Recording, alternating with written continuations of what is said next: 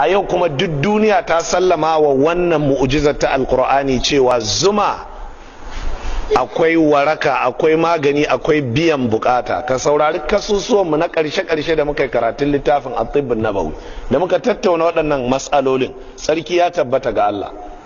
A duk duniya a yau babu abin da za ka yi brush ka goge bakinka da shi, bakinka ya wanku, a zo a gwada duk wata bacteria, duk wani sinadarin cuta babu a bakinka, sannan daga ba bakinka ba zai wari ko hamami ba sai zuma. Ita ce makilin mafi nagarta da inganci. Dangwala brush ɗinka a ciki, dangwala asuwakinka, goge bakinka da zuma ka ji yadda zai yi. An fahimta jama'a? Ina mata masu fama da ɗoyin farji ya ƙare, samu zuma ki yi tsarki da ita kwana ɗaya, kwana biyu, kwana uku, shikenan. Tsarki ya tabbata ga Allah. Wannan mu'ujizar Allah da ya sauka wa fiyayyen halitta kenan sallallahu ta'ala alaihi wa alihi wa sallam. Kana fama da dindimi a idanka, yi tozali da zuma idan zaka kwanta, soka mishayinka, wannan abin da kake soka tozali, soka shi cikin zuma, zaro shi, sa idanka, sake soka ɗayan sa ka kwanta. In gari ya waye ka wanke, kai kwana uku ka gani, ka ga yadda idanka zai gar. Wannan fa alqur'ani ne. Sannan aka samu wani malamin sunna ya zauna ya cikakken bincike akan wannan yau shekara 600 ta gabata, al-imamu ibn al-qayyim a cikin littafin zadul ma'ad ko at-tibb an-nabawi, a karkashin tarihin manzon Allah sallallahu alaihi wa sallam. Duk duniya manzon Allah ne ya zo da wannan kawai. Duk wani gyambo da ya gagara a wanke shi fes da zuma, a kawo zuma a shafa man yaso a nada bandeji, kwana ɗaya kwana biyu ka gani. Duk wata kansa da take cin jiki ko nono ko cinya, a rinka wanke ta da zuma, ana sa zuma, ƙarshen ta ya zo insha Allah.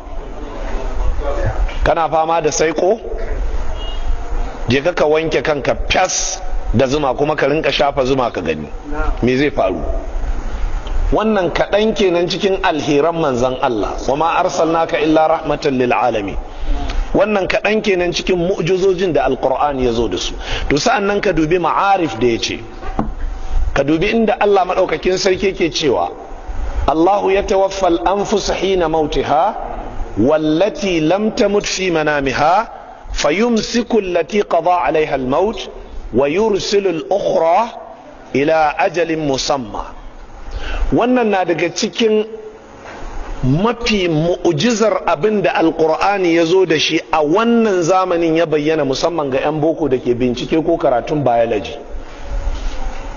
Rai na ɗan adam, idan ɗan adam ya kwanta bacci sai ran ya fita, sai a bar shi da numfashi. Idan wannan rai rayuwar shi ta ƙare, shikenan sai a dakila numfashin, daga nan dama ran yana hannu.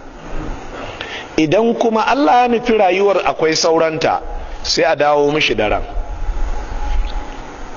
Ba da jimawa ba, wajen 1995 zuwa 96, masu binciken kimiyya da fasaha suka ce sun gano dan adam in ya kwanta bacci wani abu yana fita a jikin shi.